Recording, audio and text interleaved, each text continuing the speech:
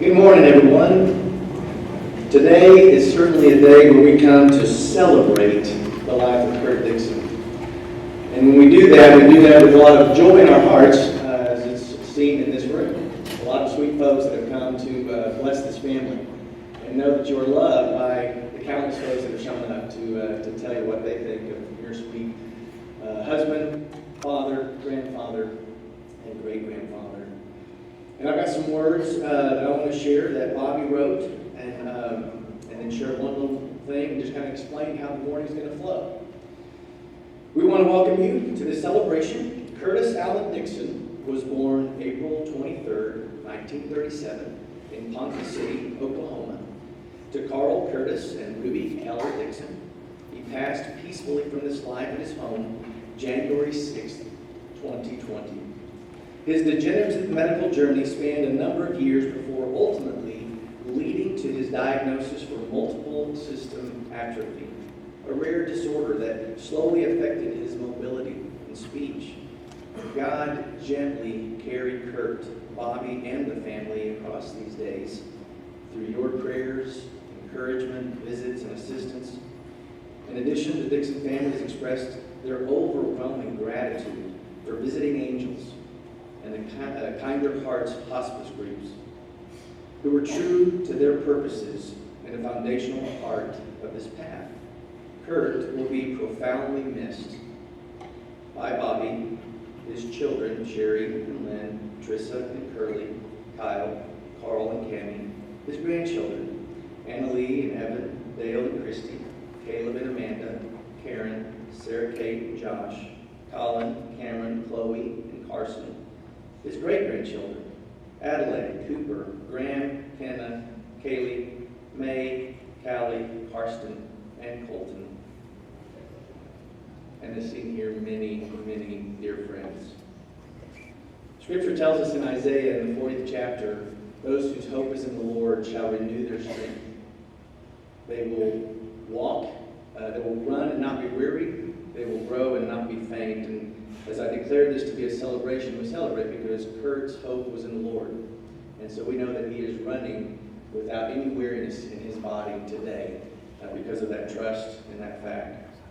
And so today you'll get to hear from the kids, some grandchildren, dear friends and co-workers throughout his life, and we'll be blessed. And it's okay to be sad, but know that we'll also probably laugh a little bit today just because of who Curt was in his life. Let me pray and then we'll begin with sweet sharing. God, thank you for this morning. We come honoring you with this sweet life of this man. Thank you for all that he existed with in his life to love you and the way that he raised his children and taught them about your son Jesus. Because of that, the legacy of his family is strong, God, and we give you thanks and praise for that. And so would you comfort them, bring peace to them, and just thank you for their abiding love in you. And may they be assured of the fact that Curt is in your arms and that they now get to celebrate and continue in their lives because of all he has done for them. We love you and thank you in Jesus' name. Amen. My name is Sherry. I'm shorter than Nina, and I'm the oldest sibling in our family. Today, we'll be sharing some lessons we've learned along the way from Dad, Curt Dickson. Each person sharing has known him for a long time, but of those you'll see at the speaker today, I was blessed to know him the longest. Dad and Mom married when they were 18 years old.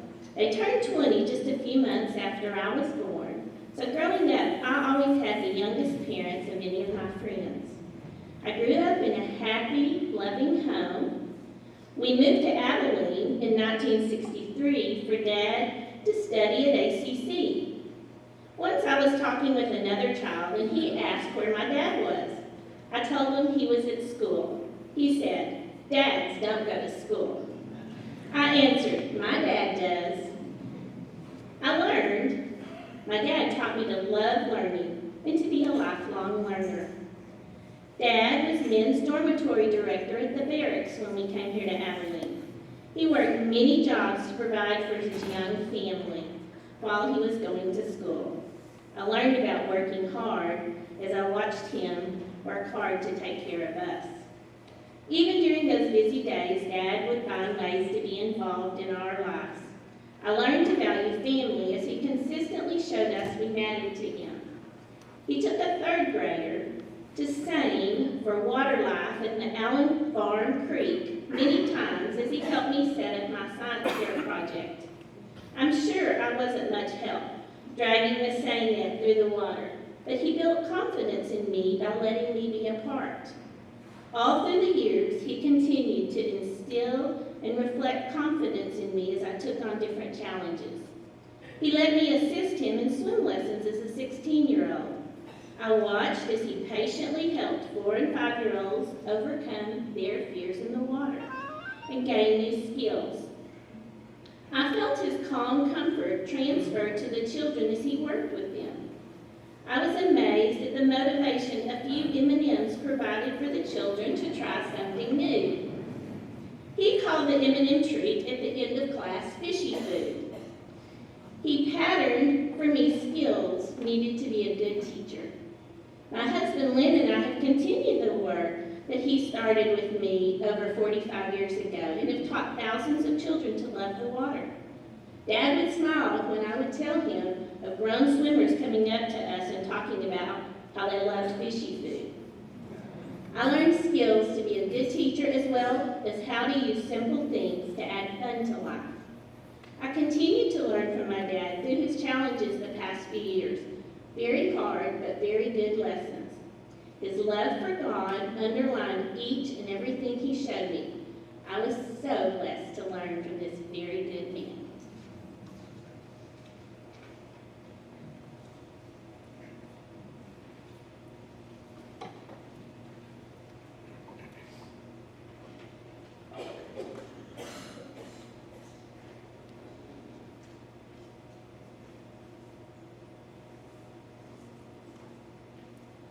Kyle said I have 5 minutes. So to honor that, I've set my timer for 15 minutes. I learned that from Lynn.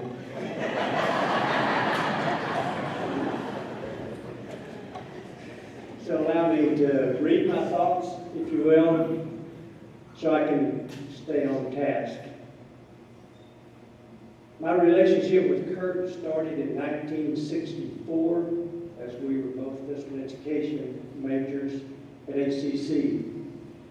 Upon returning to teach in 1977, our friendship was renewed.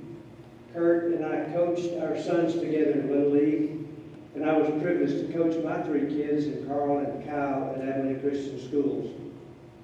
Professionally, Curt and I worked together in research. We co-authored a book and attended many conferences together. One conference in particular was in Boston, where Curt was staying over after the conference to run in the Boston Marathon. Standard procedure for all of our conferences was to first find an ice cream store for our late night visit. At the Boston conference, we found one a couple blocks from the hotel, and upon arriving, there was a line in front of it, so we got in line. The line didn't seem to be moving. Looking up ahead, we noticed that hardly anyone was in the ice cream store, so finally we asked a person in the line with us, "Is this line going into the ice cream store?" He said, "No, we're all going downstairs." Asking what was downstairs, he said it was the men's gay bar.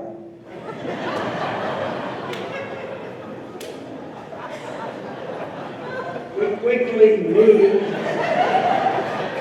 up to the ice cream door. We joked a lot about how we expected by the time we got home, the headline of the Reporter News would be 2 ACU professors come out at the Boston Marathon.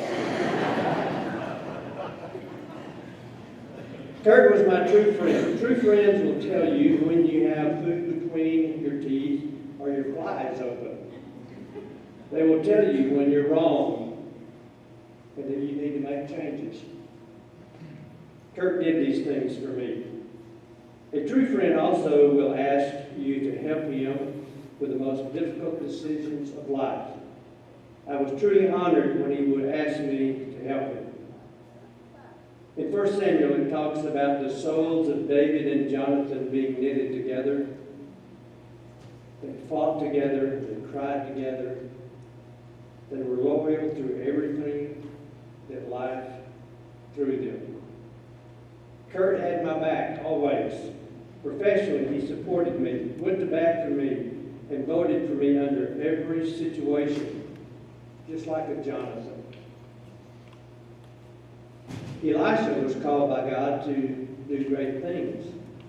But if he had not chosen a friend who had not encouraged a real devotion to God, he wouldn't have reached his full potential. Curt encouraged me regularly. A true friend is around when your life falls apart. Despite her pain and destitute state, Ruth stayed with her friend Naomi. When the smoke and ash is settling from what once was, true friends are the ones by your side to help pick up the pieces and build you back up. Curt did this for me. The three biblical friendships I just mentioned show how true friends have a positive effect on one's life. David would likely not have been the same king without Jonathan. Elisha may not have been able to fully show God's glory through all his miracles without Elijah's influence. And Naomi may have been left a poor widow without Ruth by her side. Curt was a positive influence in my life.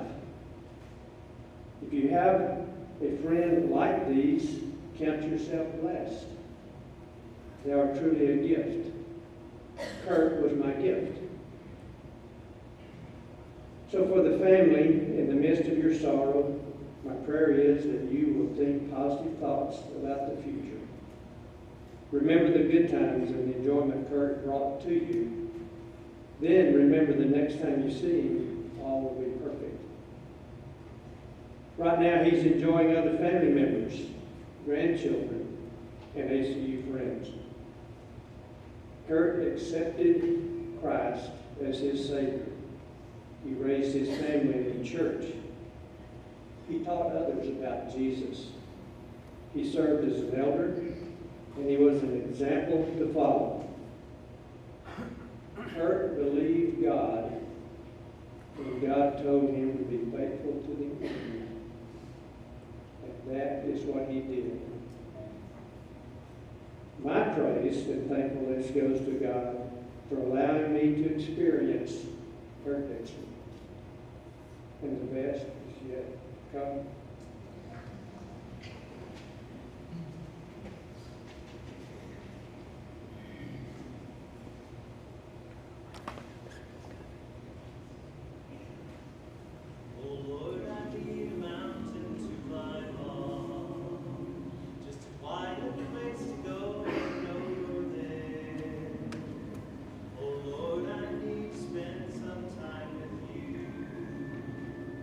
Jesus spent the night.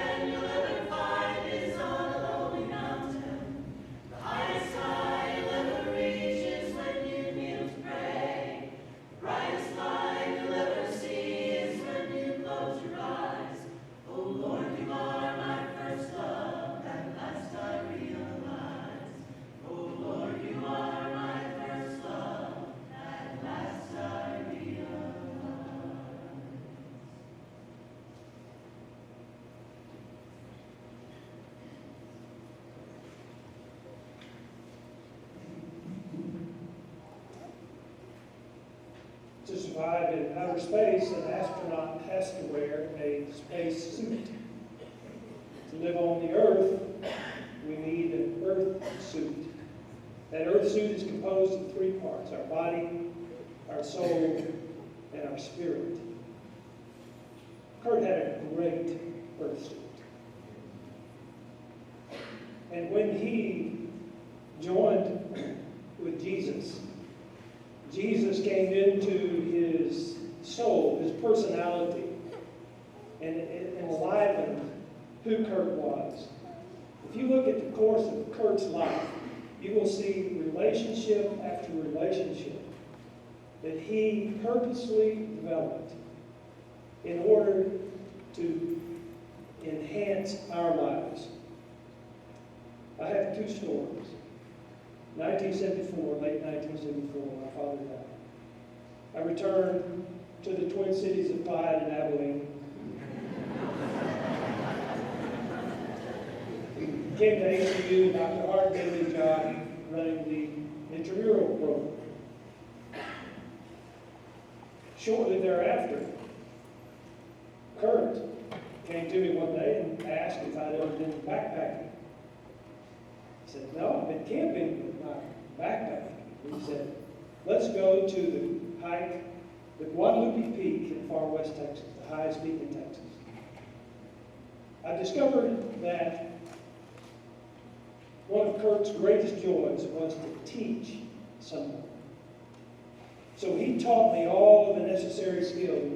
He taught me what we're going to take, what to wear, what kind of shoes to have, in great detail. He prepared me to go on this hike. And one of the requirements because of the trip was that there's no water available on the hike. And so we each were going to carry a gallon of water, which weighs 8 pounds. Well, at least I thought Curt was going to carry mine also, in addition to his. So when we get to up on the mountain, on the way, we discovered that we had 1 gallon to manage for 3 days. Curt never really said much to me about that, graciously. But we enjoyed a great trip. That was 45 years ago, and I can remember so many of the details of that trip. The hike up to the peak, the lack of water, the McKittrick Canyon. There's just so many memories of that. And that was the beginning of a relationship which Curt was all about. He connected with so many people. If you look on the Facebook posts that are out there now, I posted on my Facebook and several others have, and you see the comments of people who are connected to Curt because of the presence of Jesus in him. I was teaching one of the health concepts class, the required course for every freshman. And Curt was a stickler for being on time and properly dressed. Well, I had a 1 o'clock section that was immediately after our all-important NBA basketball, noon basketball, NBA. And one day I was a little bit tardy in getting ready for the class, so I had to rush in and towel off a little bit, put on a fresh t-shirt, go to the class, and teach the class. I barely made it on time. Afterwards, Curt sidled up to me and said, Cecil, do not go to class looking disheveled. I've never heard anyone ever speak the word or say the word disheveled. I knew exactly what it meant, and hence today,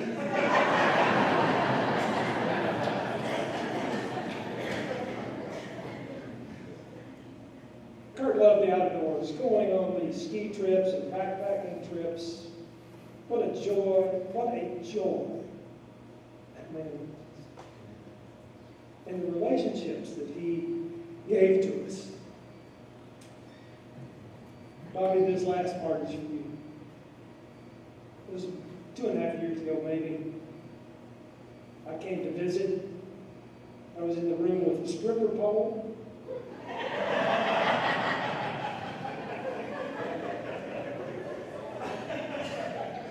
Curt and I were talking.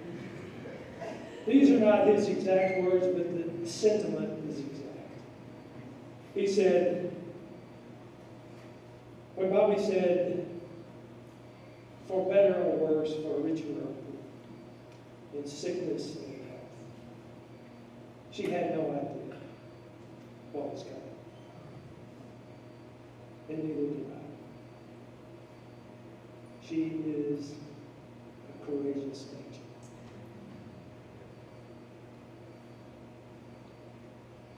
Blessed be the name of the Lord.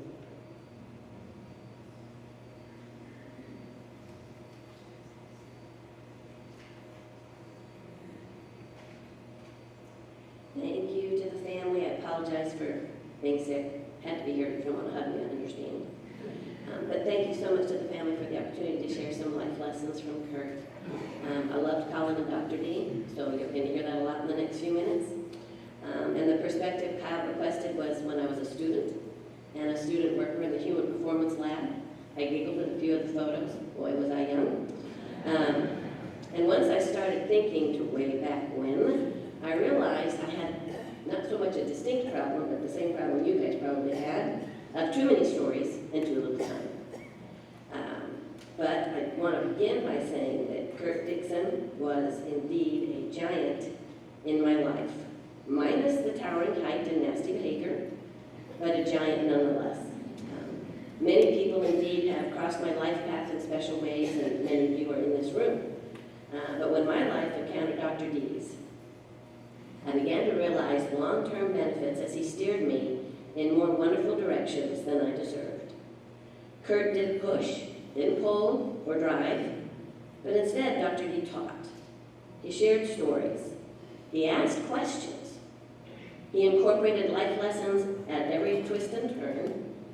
He sought new learning platforms, and most of all, Curt offered opportunity at every twist and turn to those around him. I transferred to ACU as a junior in 1974, and I had a front row seat to Dr. D as a teacher.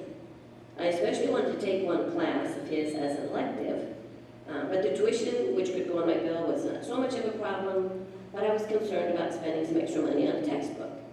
Bobby and Dr. D, or Dr. D and Bobby, whichever way it went, provided me that book, and I was able to take that class, and I can tell you that that class was the groundwork changing my interest in exercise science. So my lesson at that time was, be attentive to the small things that may help others in very big ways. One of my 2 jobs on campus was as a lifeguard. Dr. D asked me if I'd have time to be a lab instructor too, and I made time. I got to hear many life stories while we prepared for or graded labs, and I definitely began to catch glimpses of Dr. D as a mentor to many, and I paid more attention to what he said and what he did. And my lesson at that time, work beside people and listen more than you speak, especially if you want them to listen when you speak. I'm still working on that one, Dr. D. Dr. Dickson then hired me to work as a lab tech, and since the Human Performance Lab was in its startup stage, he was still buying equipment. If you don't know, let me assure you, Curt Dickson was a master negotiator. He bought a slightly used Burdick EKG machine, and we attended a training course. I was so excited to be an official technician was all was said and done, and we came back to campus itching to apply our skills, and Dr. D went to the coaches and sold the benefits of fitness testing to ACU's athletes, and our afternoons were full for the rest of that semester. My lesson, multiple lessons, empower folks by teaching them what to do, how to do it, and then expect them to get it done. Respect their successes, guide them as needed through their messes. And come to think of it, there was that extra combo lesson about the power of good negotiation and being persuasive.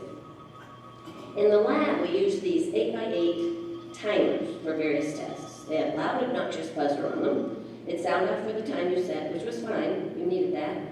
But also went off at some point if you failed to flip the main on-off switch. One day I received a very early morning call from Dr. D, who was up at school to exercise. He wanted to confirm that I'd been the last to leave the day before. Yes. Was I aware I'd left a timer on? No.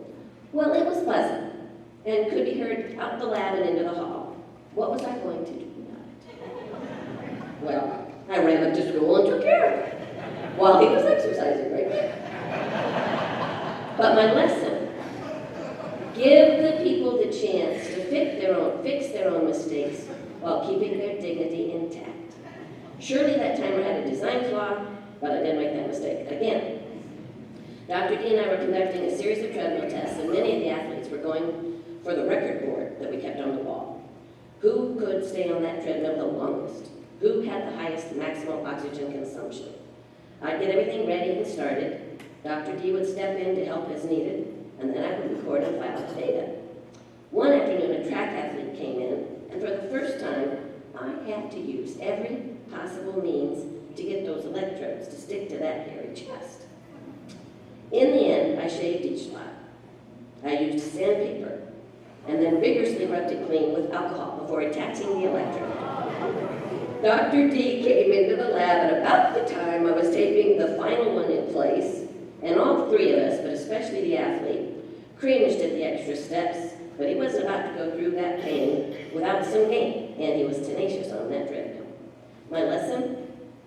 Do what it takes to get the job done, be respectful and kind, remember to enjoy what you're doing, even if it seems unpleasant, and there's at least one reward there, always. That poor runner wore those bare spots for weeks, but he kept coming back for more tests. Dr. D had inadvertently introduced me to the guy who later became my husband. He even performed our wedding ceremony, and Bobby and the girls helped with the reception. Last week, when I learned that Dr. D had passed away, I wrote down 3 things in my mind, and then later on my phone, and then later on paper. Faith, family, transformational leader. I wish the following were my words, but they belong to Maya Angelou. I've learned that people will forget what you said, people will forget what you did, but people will never forget how you made them feel. Like you, Cecil, I'm glad I still remember much, if not all, of what Dr. D said and what he did, and I find great joy in knowing how Dr. D made me feel. I'm grateful to have been his student. I'm beyond grateful that he later hired me to teach in the department. I'm indebted to him and Bobby and the family for letting me see what faith, love, and commitment look like over the long haul. So thank you, Dr. D, for these life lessons and many more. May we all continue following in his footsteps. As we teach, we can lead, and we can mentor those whose paths cross ours.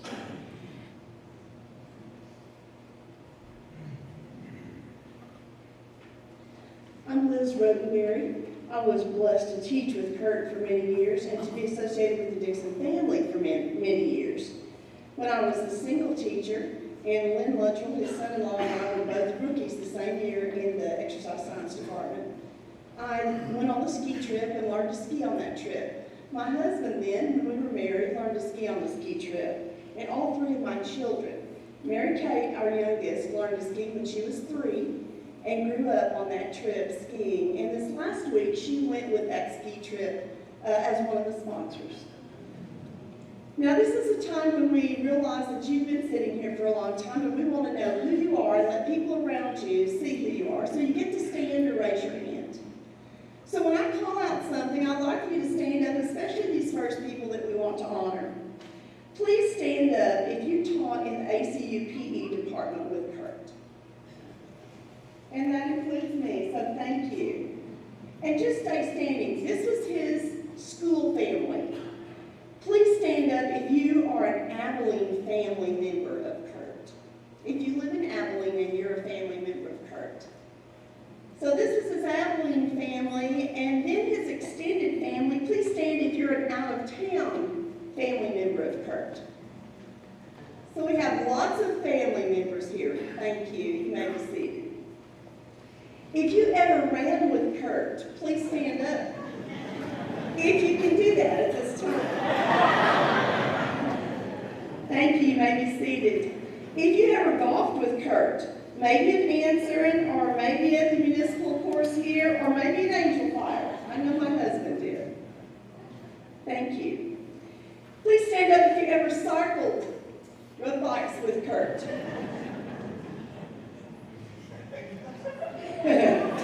Some of you are thankful to be seated right now. Thank you. Please stand if you ever skied or went on the ACU ski class trip to Red River, New Mexico. Very nice. Look around, you may have skied with some of the people in this room. Thank you. Now, Curt worked with the Christian Youth Center, CYC, to those of you that lived during that era. He taught swim lessons, and he taught ACU swim lessons. So if you ever swam with Curt, would you please stand? Nice. Thank you.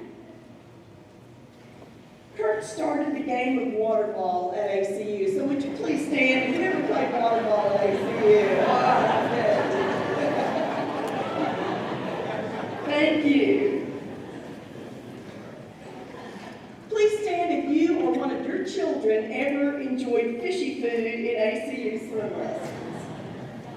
Nice. Raise your hand if you were one of the children that enjoyed the fishy food. Thank you. Now, Curt, as it was mentioned before, coached Little League, the Muggers, the Red Sox, AYBA, Leathernecks. If you were ever on a team that Curt coached, would you please stand? I know his boys. Great. And softball, thank you. If you called, we're going to have raising of hands now. If you called Curt Coach Dr. D, would you raise your hand, please, Dr. D? Yes. If you called him Coach, would you raise your hand? Mm-hmm. And would you please stand up if you called Curt Grandpa Curt? I think we need some applause for these kids.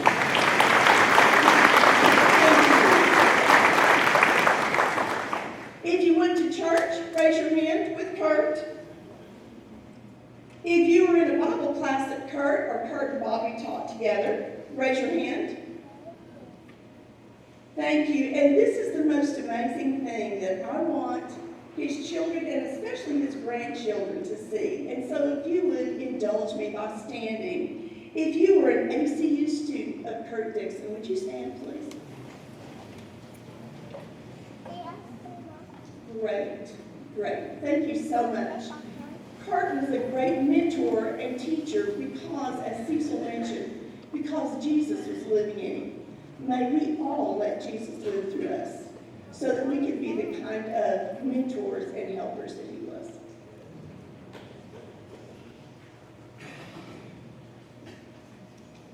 I did want, before I begin, to thank the University Church, the church that Carl and I grew up in, for building the gym after we left. So this memorial service would be in maybe the most appropriate place for my father. Very thankful you're here with us today. Dad taught at ACU for 40 years, and though his class lists and grade books have long since disappeared, some of us may be thankful for that. 15 years after his retirement, it's been really encouraging to see his student evaluations keep rolling in. This is how some of his students remember him. Dr. Dickson was an amazing teacher and mentor to me. He was the first professor to believe in me. He was an answer to my parents and my prayers to God for direction in my life. The legacy of Dr. Dickson has changed the world and changed me forever. He's one of my heroes, Ron Richard. Great man and wonderful teacher, so very fortunate to experience his influence while at ACU. Curt and Bobby were always in the stands in Moody cheering on the volleyball team. It's the small acts of kindness that make huge impacts over a lifetime. Nora Oglesby Campbell. He truly was one of a kind. I was lucky enough to get to work for Dr. D in the Human Performance Lab for nearly 4 years. He was my boss, my professor, my mentor, but most importantly, my friend. I trusted him fully to give me good advice and set me straight when I needed it. Dr. D is one of the biggest blessings in my life and will be forever in my heart. Tamara Hand Outland. As a teacher, he was always professional, prepared, and thorough in his classes. I admired and respected him so very much, and it was obvious that he loved spending his days as a teacher. Dickie Porsche. I remember class runs to the Albany Highway with him running right beside us. He was a great encourager for those of us who weren't as fast. Jan Meyer. When I think of Coach Dickson, I think of running many miles with him and Doug Maynard on the treadmill and long-distance races for the city. He not only ran with us, but helped me better my time and breathing properly while running. He blessed my life. Rodius. He egged me on to get on his VO2 max leaderboard in the lab. I love this. This is a student, graduated sometime. She still remembers her time, which I did at 15 minutes and 3 seconds. And sat watching all of our basketball matches. He made me feel like Abilene was home, and I'll always be grateful for his guidance and remember fondly his visit to Scotland. Geraldine O'Flynn in us. I love Dr. Dickson. It was so intimidating working with a man who had forgotten more than I ever knew. But he was so humble. In the short time that he and I worked together, he was like a surrogate grandfather or the mentor I never knew I needed. Spencer Hill. And then Curt, you've helped make me who I am today. I was not an impressive student, yet you saw something worthwhile in me. I've been blessed by you and always will cherish our friendship. Joe Bell.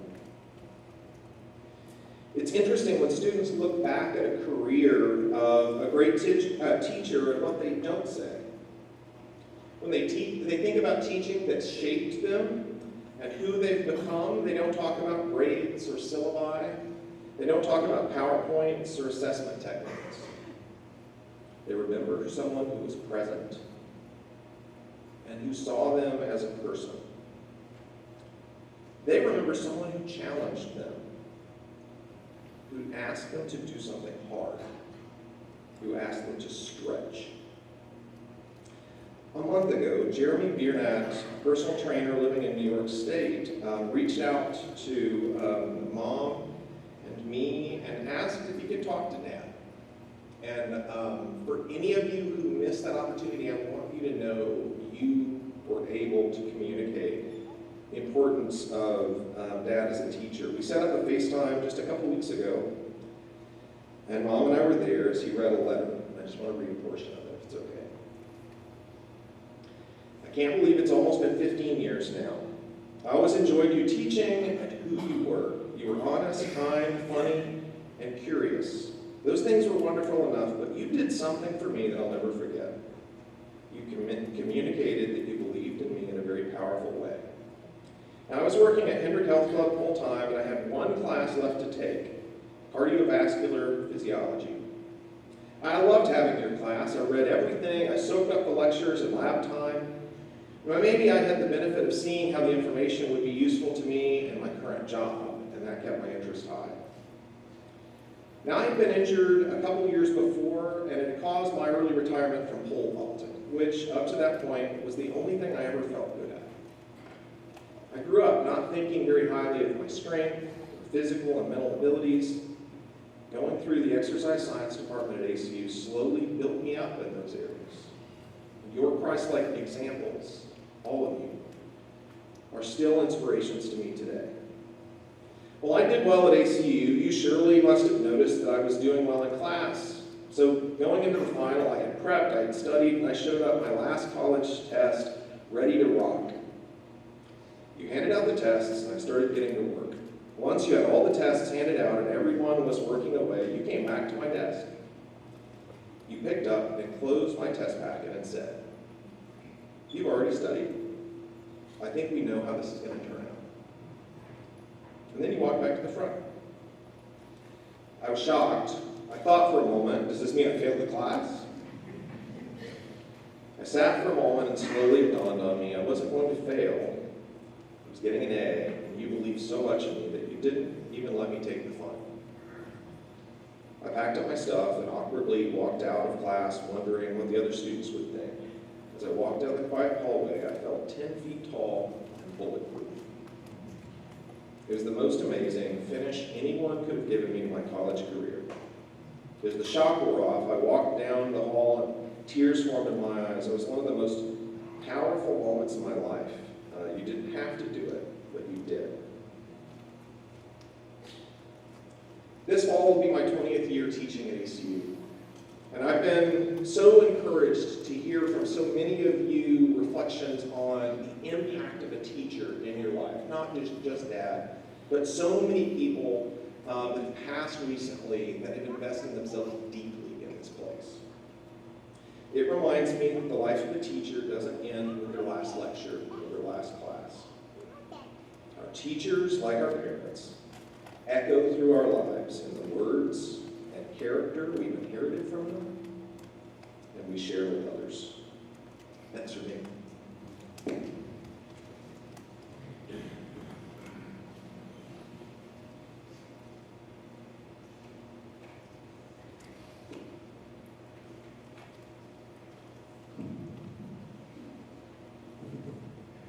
Hello, I'm Anna Lee, and as the first grandchild, I simply called him Curt.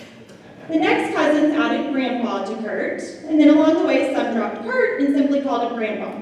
But it didn't matter what each of us called him. He looked at all of us the same way. He always had that spunky look in his eyes when we walked in. His face was turned toward us with a smile, tenderness, love, and adoration. Today, Caleb and I will be sharing memories of all the grandchildren, and I will go first sharing things from each of the girls. One of my fond memories of Grandpa Curt was during my first teaching job in Abilene. He volunteered as a class reader every week that year. I looked forward to seeing the smile I loved so much appear at the doorway. It was consistent and always punctual, and he came to read a book to my kindergartners. It didn't take long at all for them to adore him as much as I do, and we all looked forward to that special guest. He showed me the value of showing up and doing small things with great love. My cousin Karen shares that Grandpa Curt always had Bluebell in his freezer, or if he didn't mind making a trip to the store just to get some. He taught her to enjoy a little bit of sweetness in life. Our cousin Kenna, we remembered every day, but especially on Karen and Kenna's birthday each year when a red rose would appear on our door or on our car when I was in college. And I know Grandpa Curt looked forward to eternity with Jesus and Kenna, and I do too. My cousin Chloe shared that one of the things she learned from Grandpa Curt is how to use power tools. And she's very thankful he taught her this skill because she's using this knowledge today in her college major as she helps build sets in the theater department. My sister Sarah Kate shares that one of her favorite memories with Grandpa Curt was those early morning breakfast coffee dates in high school and lunches in college. She learned so much about his early life growing up and how hard he worked for his family. She learned that family is important and that you can achieve anything through hard work and determination. As a newlywed herself, she appreciates how hard he worked for his young family while still working to graduate college, grad school, and obtain his doctorate. He taught Sarah Kate not to be afraid to reach for the stars and to go out and conquer dreams. Our cousin Cameron shares Isaiah 40:31, but those who hope in the Lord will renew their strength. They will soar on wings like eagles, run and not grow weary, walk and not be faint. Cameron says Grandpa Curt loved the Lord and sharing the gospel with others, and God blessed him with strength and discipline to run marathons and be a great runner. He passed these traits on to Cameron's dad, Carl, and one of her favorite things to do is run with her dad. So in a way, each time she runs with her dad, she's also running with Curt. Cameron says when she was about 12, she took a very small interest in golf, but she was using right-handed golf clubs, even though she's left-handed.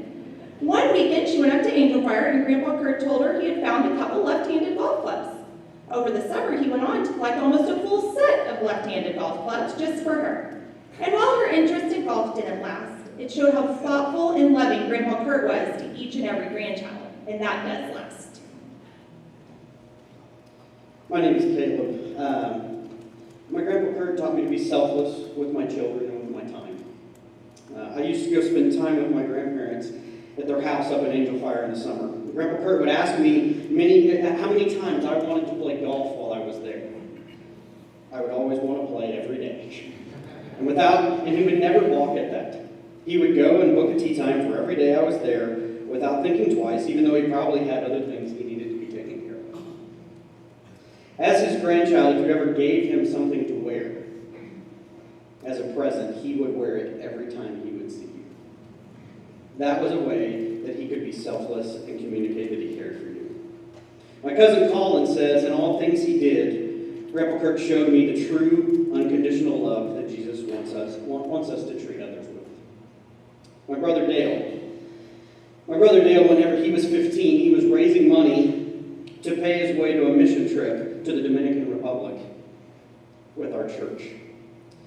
The envelope that he received from Grandpa Curt had a blank check in it, with a note that said to write it for the amount that he was short. He learned a lot about our Grandpa Curt and about sharing the gospel of Christ.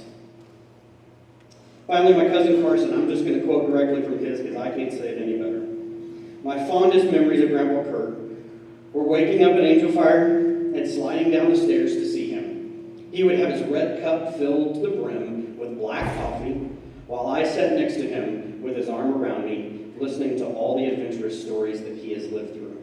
After our talks, he would make his way into the kitchen and make all of us grandkids an amazing breakfast of pancakes with a chocolate chip smiley face, a side of bacon, and orange juice.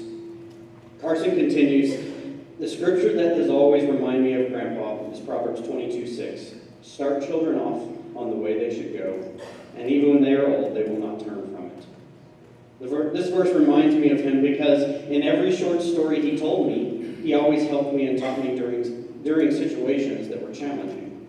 I'm grateful to have had Grandpa that helped lay a strong foundation, and one that I hope will show signs of my grandpa in years to come.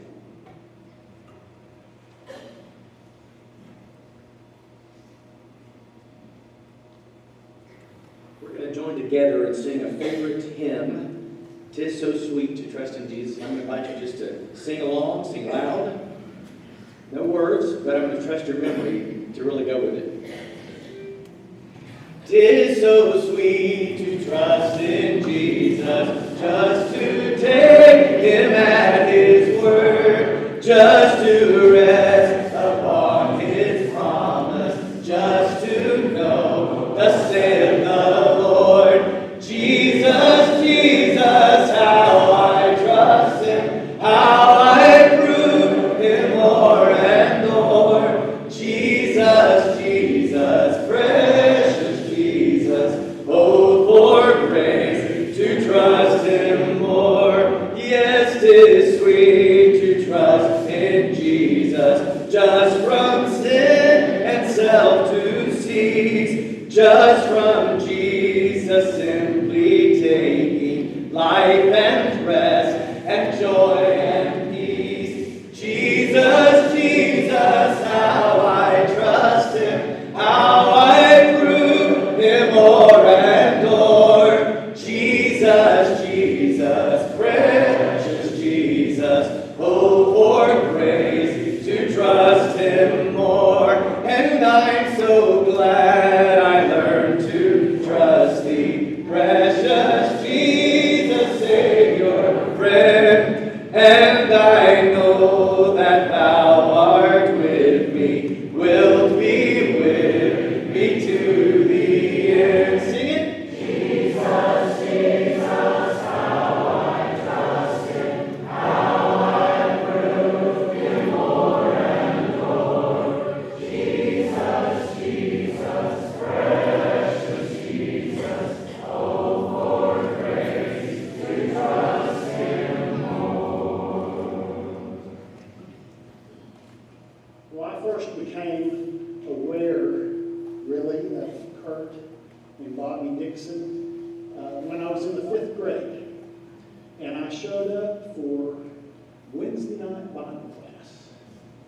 And for those of you who knew Curt, it will not surprise you that on the first meeting of that Wednesday night Bible class, we got a red binder that, as I recall, was about 18 inches tall. And it was filled with typewritten pages, which was the curriculum that we would be covering during that period, including homework. Now, can you imagine if we gave homework in Bible class now? Well, while they were the consummate teachers, unfortunately, I was not the consummate student. And so, more often than not, I would appear in class without my homework being done. In fact, it was so rare that when I showed up with my homework, it was met with surprise and wonder. But it was in their class that I received one of my early realizations of grace and mercy, because at the appropriate time, I was socially promoted to the 6th grade Wednesday night Bible class. I really got to know Curt better after Liz and I were dating and then married, and he was the department chair. And one of the things I learned pretty quickly was that Curt and Dickie, well, they got up in the middle of the night to exercise. In fact, I'm pretty sure that on some occasions they actually beat the cleaning people so that they arrived for the day before the cleaning people locked the doors immediately at night. But at one point, Curt invited me to join his insanity and work out with him, and I'm so glad I took him up on that, because for about 18 months, I would meet him at the North Exercise Room where there were free weights, and we would lift for about 45 minutes, and then we would run for about 5 miles. We did this every day. And we really didn't talk a lot while we were lifting, but we constantly talked while we were running. And when that time came to an end, I realized that most of the conversation was Curt asking me about the important things that were going on in my life. And as I look back, I realized that while I was running with Curt, he was pouring his wisdom into me. And today, as I remember Curt, I realize that I am a better husband and a better father and a better man because of my time with Curt. I thank God for Curt, and I'll miss him dearly.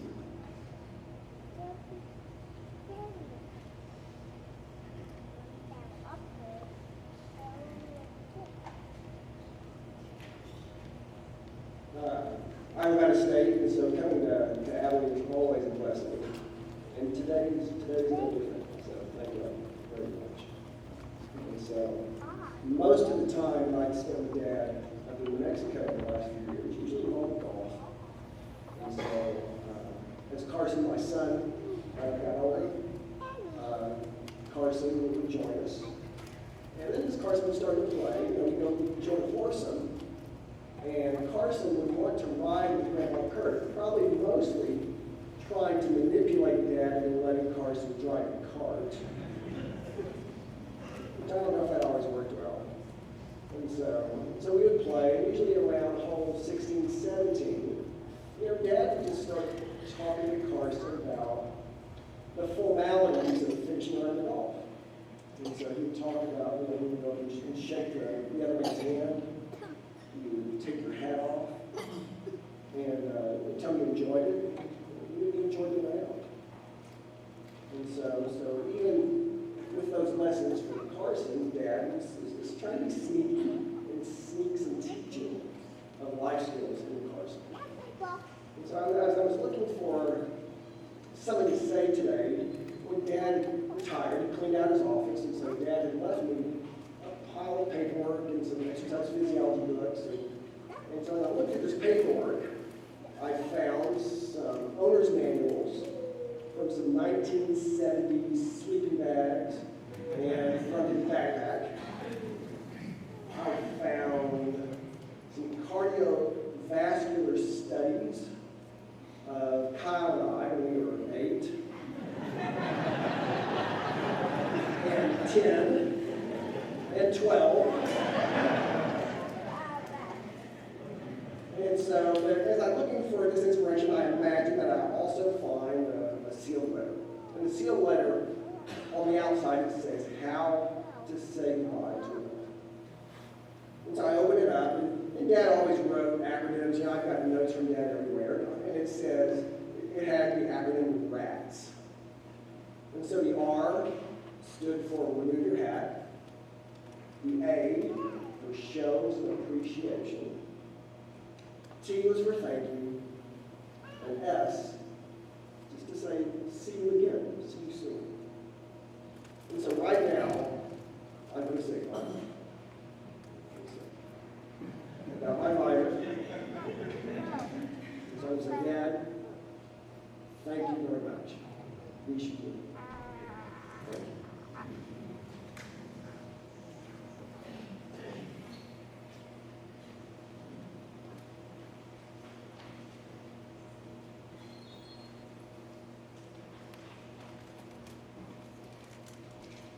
Well, about the worst thing that can happen to an audience is for the speaker to get up and say, I'm going to go off my notes right now.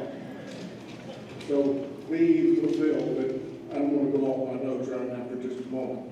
I've heard 2 ice cream stories. I've never heard the gay bar ice cream story. I heard one seven from Dr. Truitt up in Lubbock, I think that was when he was up there. Never heard that. And then they mentioned somebody said, he'd always go get some ice cream. Always. Well, I've got a little bit of angle talk here. There was, in the 1990s and later on, maybe the early 2000s, I guess, some ice cream company in the United States said, we don't know our neighbors. So if you'll write us a letter or tell us something that you're going to do, we'll send you ice cream, cups, spoons, etc. for an ice cream fellowship with your neighbors. So Curt submitted this story that I'm going to tell you. Now I've heard it probably 5, 6, 7 times. It always got bigger. So I'm going to give you a small version of what I know. And I don't remember too much of it. But as always at their house, and I was looking at Angel Fire, I was over there quite often. They had ice cream, and I enjoyed quite a bit of that, as you can tell. So Curt got to tell his story, so I went to this first ice cream thing. And here's the story that he wrote in to Haagen-Dazs and or somebody. I don't know who it was. Drivers. He said, last night we seemed to have gotten to shut our garage door down on the lower floor. And when I went out to the garage this morning, I saw the door to the garage was open. The door to the freezer was open. And there were ice cream buckets around on the floor. Each cleaned out to the very final point. And just outside the door was a bear sitting there going, a bear had broken into his garage. No, not in his garage, he broke it. Because probably he did his way to say, Bobby forgot to shut the door. Probably. But here was a bear that had enjoyed it. So he used that story to get ice cream. And they sent him ice creams for about 4 years. All the ice cream he wanted. And he had fellowships out there. And there'd be people standing and out in Angel Fire in July or August whenever he did it. It's always so nice late in the afternoon because it gets down about 45 or 50 degrees and it'll rain on you. So it's really good ice cream weather. So that's my only ice cream story that I know about Curt. I'm going to say a prayer here.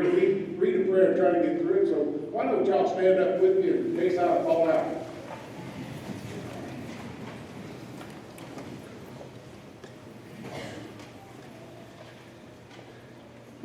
Dear God, thank you today for the life and the love and the friendship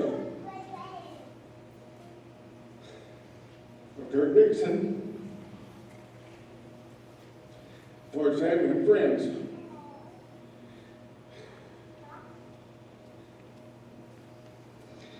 Thank you for all the good memories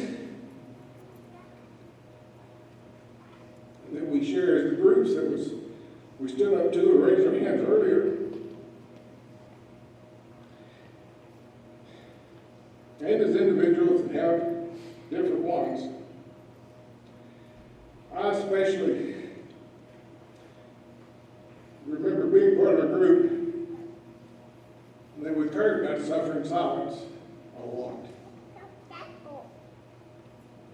We thank you for the blessed peace, as we know Curt has.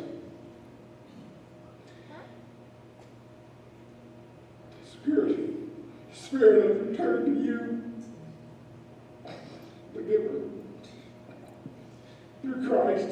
Amen. Please be seated.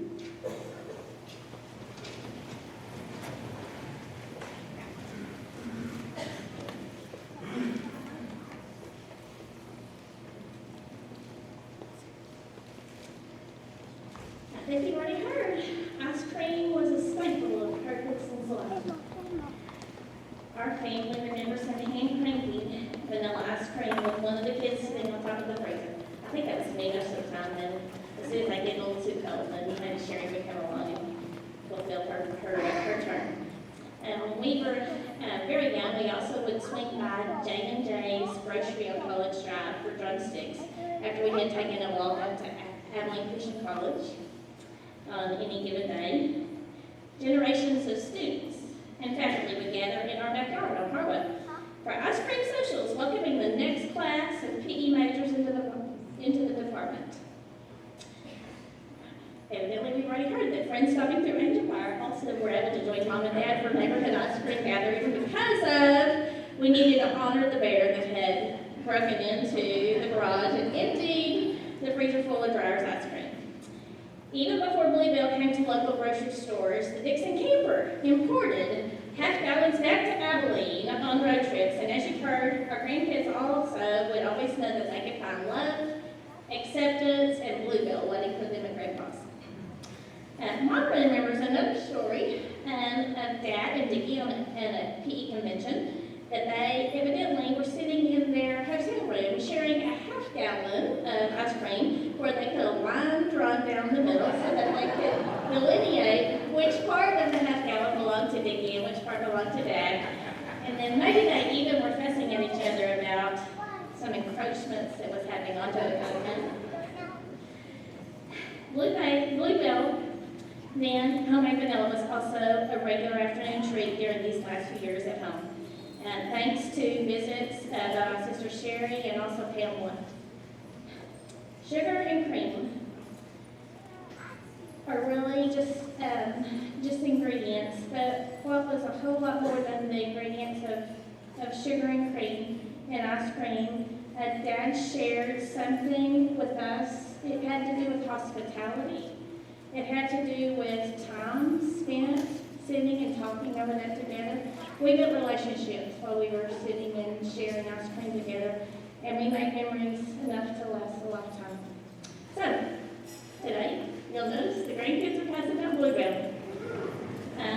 Because we wanted to wrap up here by remembering Dad in the exact same way that we have remembered this time with him on so many other dates in his lifetime. We are so thankful that you're here.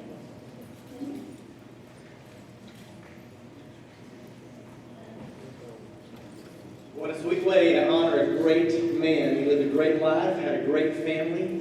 Well, more than anything, he served a great God. And because of that, we know that he lives on forever and ever. And one day we'll join him. And to Bobby and all the kids, just know you are loved. And I don't know, we may not all have it, but let's raise our pint of little cups of cream to Curt. Let me hear you say it, to Curt. Yeah, may he live on in our hearts until we see him again. The family would love to visit with you. They're going to just kind of hang out right around here. You enjoy your ice cream, come and visit a little bit. But thank you for being here and being a part of this great day. Go in God's peace. You're dismissed.